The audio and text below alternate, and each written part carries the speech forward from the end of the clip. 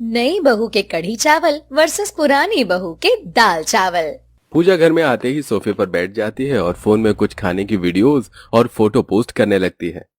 ये सब देखकर उसे सुनाती हुई आशा रसोई में आती है।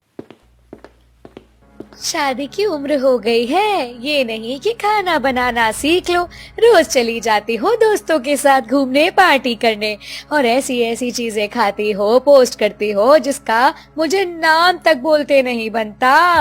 अपनी माँ को चिल्लाता देख पूजा फोन लेकर रसोई में जाती है और देखती है कि उसकी माँ कढ़ी चावल बना रही है।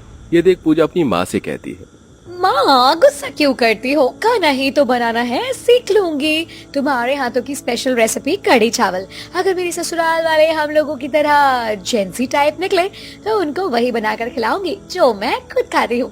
और अगर तुम्हारी तरह 60 या 80 के दशक के निकले तो तुम्हारे हाथों की स्पेशल रेसिपी कढ़ी चावल बनाकर खिला दूंगी। खुश तो हो ही जाएंगे। मेरे हाथों की स्पेशल कढ़ी चावल खिलाने के लिए तुझे खुद भी तो बनाना आता हो। मैं सीखूंगी ना। अच्छा चलो बताओ कैसे बनता है कढ़ी। अपनी माँ को शांत और खुश करने के लिए अब पूजा अपनी माँ के साथ खड़ी होकर पानी में थोड़े से बेसन घोलती है और गरम तेल में पकौड़े बनाना शुरू कर देती है और दूसरी कढ़ाई में तड़का लगाकर बेसन का घोल डाल देती है और कढ़ी चावल बनाना सिखाती है। जहाँ पूजा अपनी माँ से खाने में सिर्फ कढ़ी चावल बनाना सीख रही होती है, तो वहीं शांति के घर में आज भी उसकी बड़ी बहू सबके लिए दाल चावल बनाती है और खाते हुए शिल्पा की तारीफ करती है। वाह बहू, तुम्हारी जितनी तारीफ की जाए उतनी कम है। कैसे बना लेती हो ये साधारण सा दाल चावल भी इतना स्वादिष्ट? हाँ सच में बहू, तेरे हाथों में तो जादू है। हम मुझे नहीं लगता तुझसे ज्यादा अच्छा कोई दाल चावल कभी बना पाएगा। तू चाहे सादे चावल बनाए या तड़के वाले, तेरे हाथों के दाल चावल की तो बात ही अलग है। माँ जी, हमारी रवि भैया भी कुंवारे बैठे हैं, उनकी भी शादी करा दो। हमारे घर में एक और भाभी आ जाएगी जो हमें इस तरह के स्वादिष्ट खान पान बनाकर खिलाएगी। सही कह रही है काजल। वैसे मैंने कुछ लोगों से रवि के लिए बात की है, उनकी नजरों में बहुत अच्छे रिश्ते हैं। 1-2 दिन में हमें भी रवि के लिए कोई अच्छी लड़की मिल जाएगी। रवि अपनी शादी की बात सुनकर शर्मा जाता है। समय गुजरता है और बहुत जल्द शांति का पूरा परिवार लड़की देखने के लिए पूजा के घर जाते हैं। भाई, हमें तो लड़की पसंद है। अगर आपको हमारा लड़का पसंद है तो शादी की बात आगे बढ़ा दें। इसमें पूछने वाली क्या बात है, हमें भी लड़का बहुत पसंद है। दोनों परिवार की रजामंदी से पूजा और रवि का रिश्ता तय हो जाता है। समय गुजरता है और धीरे धीरे शादी के दिन नजदीक आने लगते हैं। ऐसे ही एक रात रवि छत पर जाकर पूजा को फोन करता है और पूजा बालकनी पर खड़ी होकर बात करती है। कैसी हो? तुमने बताया था मुझे कि तुम्हें खाना बनाना नहीं आता। खाना बनाना नहीं आता तो सीख लो, अब हमारी शादी को ज्यादा दिन नहीं रहे। आपको तो पता ही है मुझे खाना बनाना नहीं आता था, लेकिन हमारे रिश्ते के टाइम आपने कह दिया था कि आपके परिवार को खाने का कितना शौक है। अगले दिन से ही मैंने कह दिया था माँ को, अब से मैं सब कुछ बनाना सीख जाऊंगी और सब कुछ सीख गई हूँ। तुम देखना मैं कैसे अपने घर आकर के अपने हाथों से सबको खाना खिलाकर तुम्हारे पूरे परिवार पर जादू करती हूँ। क्यों नहीं, मुझे और मेरे परिवार को उसी दिन का इंतजार है जब तुम हमें हमारी भाभी की तरह स्वादिष्ट खाना खिलाओगी। पूजा से बात करके रवि फोन रखकर सोने के लिए चला जाता है। समय गुजरता है और बहुत जल्द पूजा रवि की शादी हो जाती है। शादी के बाद जब पूजा अपने ससुराल आती है तो पूरा परिवार उससे कहता है, भाभी, मैंने आपको सोशल अकाउंट पर देखा था, आप वो जेंजी टाइप हो, पर अब आपकी शादी हो गई है। बड़ी भाभी से सीखना कैसे रहते हैं, थोड़ा शर्म लिहाज, खाने में प्यार का तड़का, सब कुछ आना चाहिए आपको। बहू को आते ही ऐसी बातें करके डराओ मत, धीरे धीरे बहू सब सीख जाएगी। बहू, अब तुम जाकर आराम कर लो, कल तुम्हारी पहली रसोई है। अगर मदद की जरूरत हो तो बड़ी बहू से कह देना। हाँ पूजा, तुम्हें मुझसे घबराने की कोई जरूरत नहीं है, मुझे अपनी बड़ी बहन ही समझना। ससुराल में आते ही पूजा को अपनी जेठानी की तारीफें सुनने को मिलती है। अगली सुबह पूजा की पहली रसोई होती है, इसलिए वो रसोई में खाना बनाने के लिए जाती है। पर 1 घंटा हो जाता है और अब तक पूजा खाना बनाकर बाहर नहीं लाती, जिससे पूरा परिवार बाहर खाने का इंतजार करते हुए बातें करता है। अरे लगता है नई बहू कुछ स्पेशल बना रही है। तभी तो अभी तक सुबह का नाश्ता भी नहीं बना। पापा, मुझे तो बहुत भूख लग रही है और ऑफिस के लिए लेट भी हो रहा है। शिल्पा जरा देखो ना, रसोई में हमारी नई बहू क्या कर रही है। अपने पति के कहने पर शिल्पा रसोई में जाती है और वो देखती है कि पूजा बर्गर पिज्जा बनाने की कोशिश कर रही है, पर सब कुछ जल चुका है या तो फिर आधा पका हुआ है। पूजा, तुमने अभी तक खाना नहीं बनाया और ये सब क्या बना रही हो? बाहर सब खाने का इंतजार कर रहे हैं। दीदी, मुझे पता है आप पुरानी बहू हैं, पर मुझे आपकी मदद की जरूरत नहीं। अब मैं कुछ ऐसा बनाऊंगी जो सबको पसंद आ जाएगा, बिकॉज ये मेरी माँ का स्पेशल रेसिपी है। मैंने उन्हीं से सीखा है और अब ये मेरा भी स्पेशल है। पूजा शिल्पा की कोई मदद नहीं लेती और उसे रसोई से जाने के लिए कहती है। शिल्पा के जाते ही अब पूजा एक तरफ चावल धोकर उबालने के लिए रख देती, तो वहीं दूसरी तरफ बेसन का घोल बनाती है और कढ़ाई में तड़का लगाकर कढ़ी बनाती है। कुछ ही देर में जब वो खाना लेकर आती है तो सभी उससे कहते हैं, खाने की खुशबू तो बहुत अच्छी आ रही है। लग रहा है 2 घंटे का इंतजार सफल हुआ। शिल्पा, अब जल्दी से खाना लगा दो। मैं आज ऑफिस के लिए बहुत लेट हो चुका हूँ। हाँ भाभी, मुझसे भी अब भूख बर्दाश्त नहीं हो रही है। भले ही मेरे ऑफिस की छुट्टी है, पर खाना तो मुझे भी समय पर ही पसंद है। कुछ ही देर में पूजा और शिल्पा मिलकर घर वालों को कढ़ी चावल परोसते हैं। कढ़ी चावल देखकर सभी का मुंह बन जाता है, पर क्योंकि आज पूजा की पहली रसोई थी इसलिए सब चुपचाप से कढ़ी चावल खाते हैं और उन्हें कढ़ी चावल काफी पसंद भी आती है। वैसे हमारी नई बहू के हाथों में भी स्वाद है। कढ़ी चावल तो काफी स्वादिष्ट बने हैं। सच में बहू, हमारे घर में कोई कढ़ी चावल नहीं खाता। हम लोगों को तो अपनी पुरानी बहू के हाथ का सादा दाल चावल ही पसंद था, पर तुम्हारे कढ़ी चावल सच में लाजवाब है। क्या बात है, अलग ही है तुम्हारे हाथ का जायका। पुरानी बहू जितना अच्छा खाना तो नहीं बना पाई, लेकिन खाना जो बनाया वो भी अच्छा बनाया। पूजा अपनी तारीफ के साथ जब खुद को अपनी जेठानी से कंपेयर होता हुआ देखती है तो उसे काफी बुरा लगता है। कुछ ही देर में सब खाना खाकर चले जाते हैं और पूजा अपने बनाए खाने को निकाल कर उसकी फोटो अपलोड करने लगती है और ये देखकर शिल्पा उससे कहती है, ये तुम क्या कर रहे हो? भला खाने की फोटो कौन फोन में रखता है? जेठानी जी, आप कितनी ओल्ड फैशन है। वैसे आपकी पुरानी मॉडल की साड़ी देख करके ना मुझे समझना चाहिए था कि आप मेरी जेंजी टाइप की बहू नहीं है। बट कोई बात नहीं, आप मेरे साथ रहना, धीरे धीरे आपको भी सब सिखा दूंगी। कुछ फोटो अपलोड कर पूजा और शिल्पा एक साथ खाना खाने के लिए बैठती हैं। इसी तरह 2 दिन बीत जाते हैं और पूजा इस बार थोड़ी मॉडर्न साड़ी पहन कर आती है, जिसे देख सभी घर वालों का मुंह बन जाता है।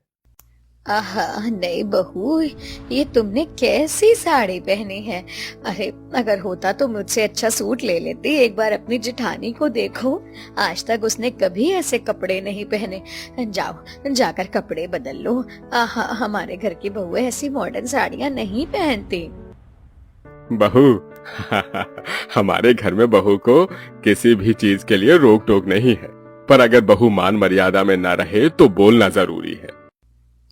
सही कहती थी माँ, ससुराल ससुराल होता है, मॉडर्न हो या ओल्ड फैशन, पहनी तो मैंने साड़ी ही है ना। कपड़ों की रोक टोक देख पूजा को और गुस्सा आता है और वो कपड़े चेंज करने के लिए जाती है। इसी तरह कुछ दिन बीत जाते हैं और एक दिन पूजा घर बैठे ही ऑनलाइन शॉपिंग कर रही होती है और अपनी जेठानी से कहती है, मैं सोच रही थी कि आपके लिए कुछ ब्यूटी प्रोडक्ट्स ऑर्डर कर दूं। मैं आपको कभी मेकअप करते हुए नहीं देखती हूँ। आप बताओ मुझे कौन सा फाउंडेशन लगाना चाहिए आपको, कॉम्पैक्ट ब्लशर बता दीजिए। ये सब तुम ऑनलाइन ऑर्डर करती हो? ये सब चीजें तो मैं दुकान से लाना ही प्रेफर करती हूँ। आप सच में कितनी ओल्ड फैशन है। बहू, बाहर डिलीवरी बॉय खड़ा था, कहता है कि तेरे नाम का पार्सल मंगवाया है। तू जानती है ऑनलाइन कितना स्कैम हो जाता है।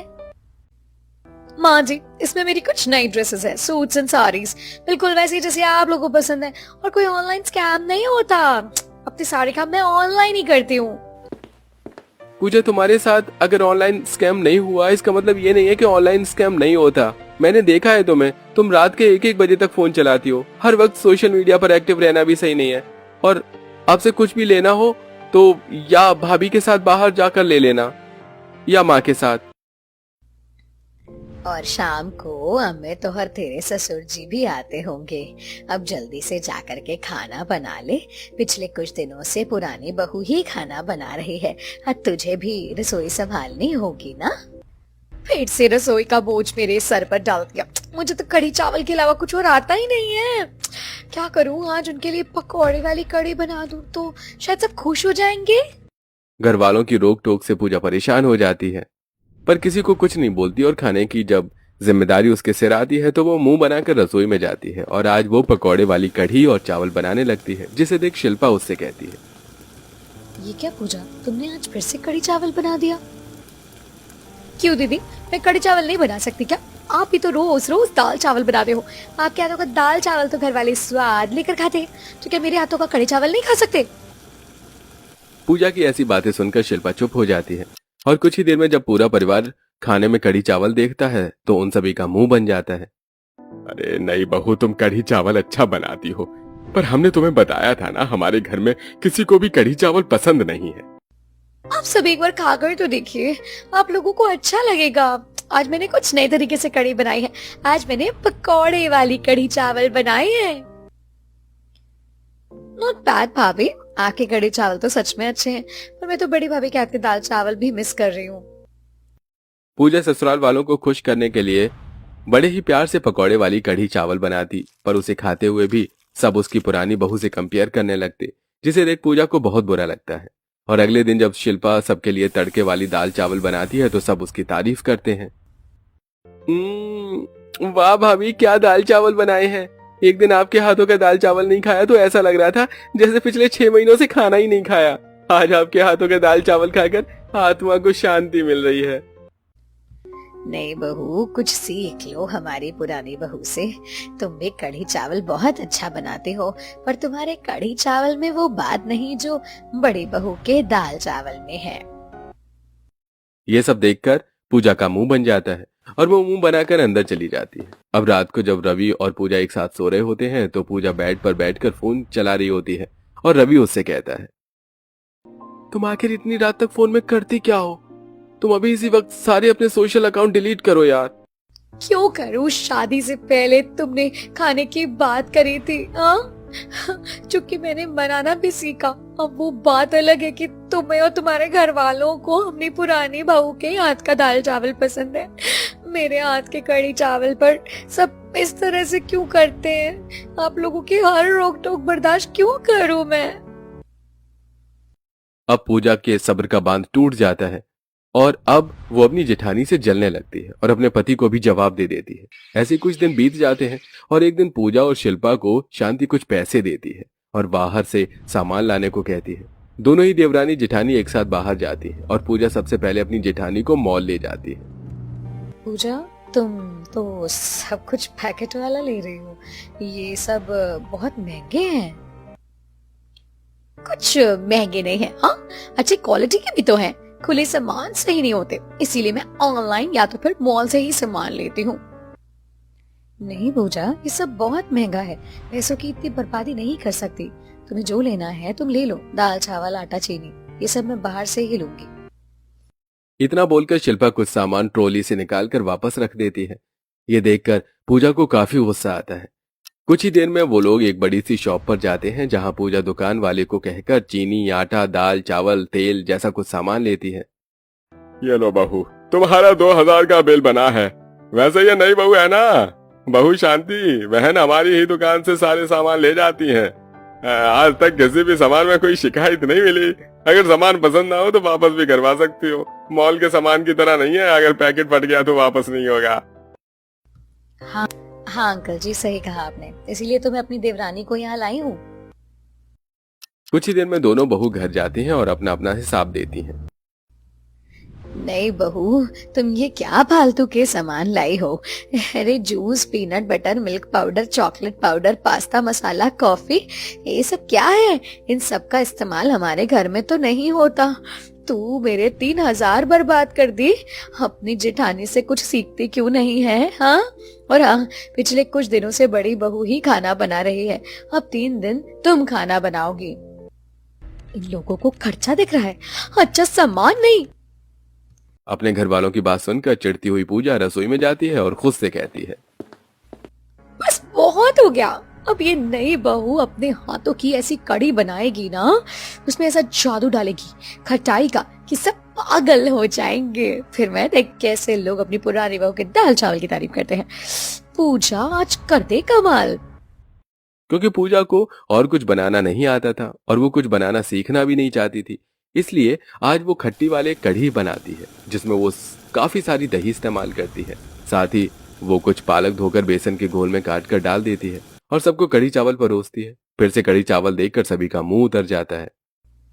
बहू, तुम्हें और कितनी बार बताएं कि हमें कढ़ी चावल नहीं पसंद।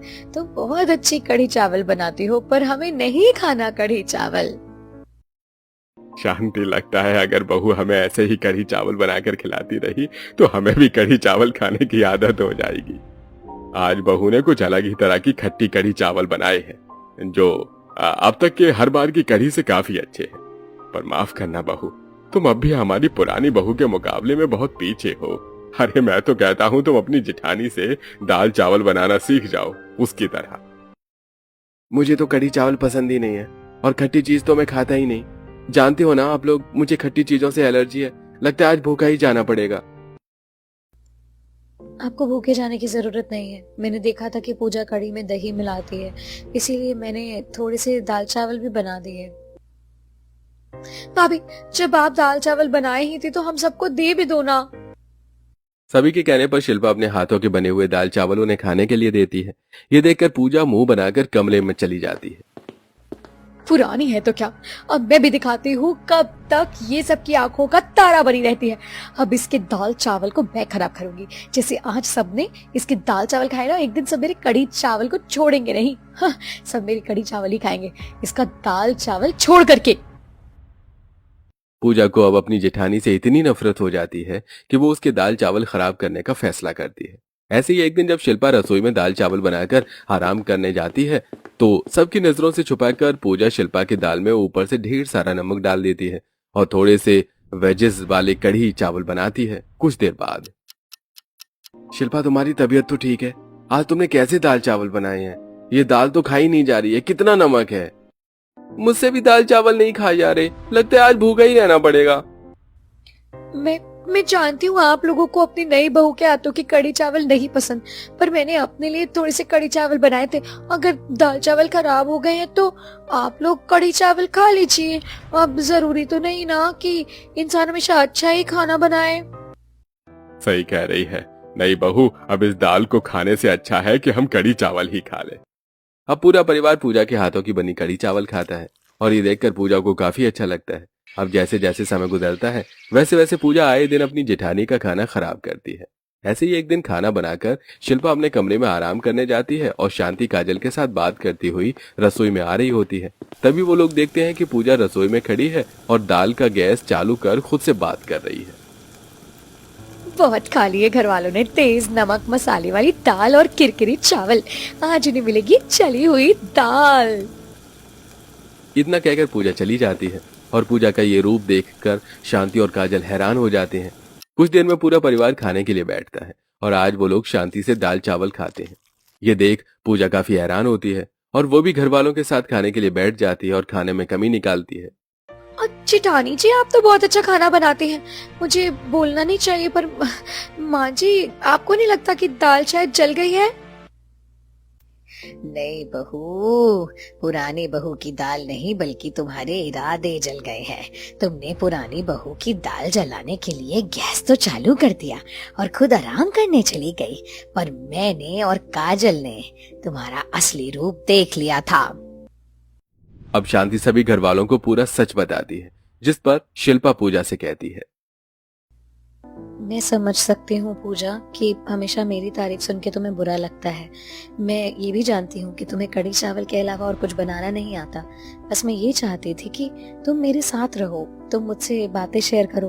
मैं तुम्हें दाल चावल तो क्या 56 भोग बनाना सिखा दूंगी। तुमने जो मेरे साथ किया वो सही नहीं था। बहू, तूने बहुत गिरी हुई हरकत करी है, इसीलिए मैंने तेरी माँ को भी तेरी इन हरकतों के बारे में बता दिया है। शांति के इतना बोलते ही आशा का फोन आता है और आशा अपनी बेटी को डांट के साथ अच्छी चीज समझाती है। तू जानती है, जब ससुराल से एक बेटी की शिकायत आती है तो एक माँ को कितनी शर्मिंदगी होती है होगी। शादी से पहले तुझसे कहती थी खाना बनाना सीख ले, पर तूने खाना बनाना सीखा ही नहीं और ससुराल में जाकर मेरी नाक कटवा दी। अगर तेरी जेठानी अच्छे दाल चावल बनाती थी तो उससे सीख लेती ना, उसके साथ ऐसा करना चाहिए था। अगर तू मेरी बेटी है तो सारी पुरानी बातों को भूलकर अपनी जेठानी के साथ अच्छे से पेश आने लग और उससे खाना बनाना सीख ले। पूजा को अपनी गलती का एहसास होता है और अब वो शिल्पा से माफी मांगती है। और अगले दिन जब शिल्पा दाल चावल बना रही होती है तब पूजा अपनी जेठानी के साथ खड़ी होकर खाना बनाना सीखती है।